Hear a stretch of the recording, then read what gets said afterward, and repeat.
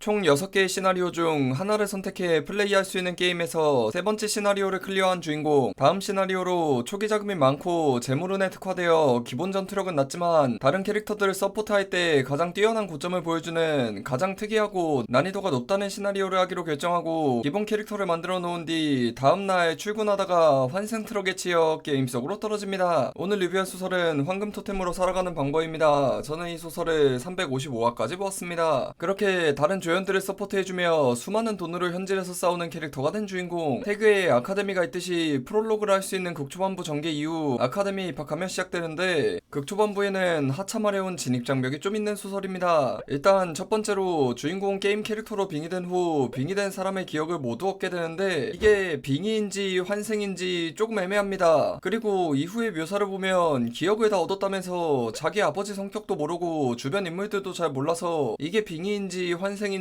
헷갈리죠. 그리고 딱 한 번이지만 같은 사람을 대상으로 반말과 존댓말을 구분 없이 섞어 쓴다든지 욕을 필터링해서 멍멍이 노마 이러더니 그걸 들은 상대가 입이 참 험하군 이지랄을 한다든지 하참하려온 진입장벽들이 꽤 있죠. 이런 부분은 극초반에 딱 그 에피소드에서만 존재하는 거라 그 부분만 잘 넘기면 이후에 같은 실수는 없긴 합니다. 그리고 초반부에 유독 일본 라노벨 느낌 나는 문체나 묘사가 많은데 이것도 중반부에 들어서니 완전히 사라지더군요. 본격적으로 소설에 대해 이야기해보면 연재처가 노벨피하고 아카데미물이지만 일반적인 아카데미물들과는 많이 다르게 전개되는 소설입니다. 일단 주인공이 현지 전사 서포터라는 것부터가 핵심인데 사실 주인공이 서포터로 시작해봐야 대부분의 작품들은 결국 주인공이 무력도 강해져서 가장 좋은 서포터는 위험 요소를 없애는 것이다 이러고 있는 게 대부분인데 이 소설에서는 이런 부분을 확실하게 합니다. 소설 속 묘사에서 주인공의 무력은 게임 기준으로 2.5군 정도라는데 핵심은 1군과 2군 캐릭터가 다 없앨 때 땜빵용으로 쓸만한 수준이란 거죠. 주인공은 전형적인 지능캐로 무력은 언제나 핵심 조연들을 넘지 못합니다. 그런데 그렇다고 주인공이 엄청나게 똑똑해서 지략적인 부분에 다 맞냐 하면 그건 또 아닌 게 조연들 중에서 모략에 특화된 캐릭터가 또 따로 있습니다. 이렇다 보니 주인공이 멋지고 간지나게 캐리하는 그런 스토리를 원하시는 분들께는 맞지 않죠. 일반적인 게임빙의 아카데미물은 주인공이 원작 지식을 통해 하드 캐리하는 게 당연하다면 이 소설은 주인공만큼 조연들의 역할이 중요합니다. 그리고 소설에서 개그 요소도 많은데 이 소설은 주인공이 까이고 놀림받는 게 중요 개그 요소라 주인공이 멋지고 간지나며 독식하게 말하면 더더욱 맞지 않죠. 소설을 보다 보면 그래도 주인공이 다른 캐릭터들 챙겨주고 키워주는데 너무 주인공 취급이 안 좋은 거 아니냐는 말도 있는데 어느 정도 맞는 말인 게 소설에서 주인공 보고 다른 캐릭터들이 사기꾼이다 악마의 혓바닥이다 놀리는데 사실 주인공이 다른 캐릭터들 이용해 먹는 만큼 많이 챙겨주고 주인공이 사기치는 게 개인 욕심은 1%도 없이 세상을 위한 거라 사실상 윈윈 관계인데 스토리에서 랜덤 박스와 확률 가차라는 개념을 섞어서 이 세계에 뿌린 걸 생각해보면 자업자득인 것 같기도 하네요. 소설을 보면서 가장 좋았던 부분은 의외로 자잘한 설정과 세계관이 꽤나 탄탄하다는 거였는데 마력이나 마법 관련 설정도 특이하진 않지만 나름 탄탄하고 전체적인 세계관도 가장 기본적인 설정은 마족과 제국, 마법과 마력이라는 정석적인 설정이지만 그 안에 자잘한 디테일들을 꽤나 탄탄하게 해놓았으며 주인공이 지능캐라 그런지 뒤로 갈수록 무력을 통한 전투씬보단 정치 싸움의 비중도 높아집니다. 다만 개인적으로 한 가지 아쉬웠던 건 주인공과 주인공 편인 조연들 지능에 비해 악당들 지능은 좀 많이 떨어지는 편이죠. 정확히는 선에 속한 인물과 중립 정도의 캐릭터들에는 똑똑한 인물들이 많은데 적들 중에는 딱히 똑똑한 인물들이 없고 멍청한 삼류악당들도 종종 나옵니다. 물론 주인공이 지능캐인데 적들도 똑똑해버리면 그만큼 소설이 어두워지고 고구마가 많아지다 보니 적들 중 지능캐가 없는 게 더 좋으신 분들도 있겠죠. 소설은 개그 요소도 많게 가벼운 분위기에서 전개되며 선과 악이 나뉘어진 이분법적인 세계관이라 스토리도 엄청 가볍지는 않지만 그닥 깊이 있지도 않게 전개됩니다. 물론 그렇다고 아예 긴장감 없는 건 아닌 게 적들이 지능은 낮아도 그냥 무력 자체가 강해서 긴장감은 어느 정도 있죠. 마지막으로 히로인 관련된 부분을 말씀드리면 사실 이 부분이 제가 이 소설이 다른 일반적인 아카데미물과 다르다고 하는 가장 큰 이유인데 초반부 아카데미 파트에서 놀라울 정도로 연애 요소가 아예 없습니다. 주인공 주변에 역해가 많은데 신기할 만큼 연애 요소로 엮이지가 않죠. 저도 이게 연재처가 노벨피하고 독자들 대부분이 하렘을 원하니 나중 가면 하렘이 되지 않을까 예상을 한 거지 만약 이 소설 연재처가 카카페 네이버 문피아였다? 한 150화 정도까지는 당연히 노맨스라 생각했을 겁니다. 물론 그래서 결론적으로 뭐냐 그럼 하렘이 맞긴 합니다. 뒤로 갈수록 연애 요소가 조금씩 늘어나기 시작하고 확실한 히로인 후보는 3명이죠. 이게 참 대부분의 아카데미 캣발물에서는 주인공이 위기에 처한 히로인들을 도와주거나 구원해줘서 꼬시는 전개가 너무나 흔하게 나오는데 이 소설은 그런 게 전혀 없어서 꽤 신선하더군요. 초반부 연애 요소가 없는 이유 중 가장 큰 게 히로인들이 이미 주인공 없어도 잘 먹고 잘 살만한 상황입니다. 다른 아카데미물에서 히로인들이 주인공 없으면 망하고 죽는 게 일상인 거랑은 그게 다르죠. 제가 매기는 황금 토템으로 살아가는 방법의 평점은 세계관 3.5점, 스토리 전개 3점, 필력 2.5점, 주인공의 지능 3.5점, 악당 조연들의 지능 3점, 개그 요소 많음, 소설의 분위기 밝음입니다. 리뷰 총평은 하렘물, 지능캐 주인공물, 현질 전사 주인공을 좋아하시는 분들은 한번 봐볼 만한 소설입니다. 주인공이 멋있고 강해서 혼자 독식해서 캐리하는 소설을 원하면 맞지 않지만 확실하게 지능캐 서포터의 역할을 하는 소설을 원한다면 잘 맞는 소설입니다.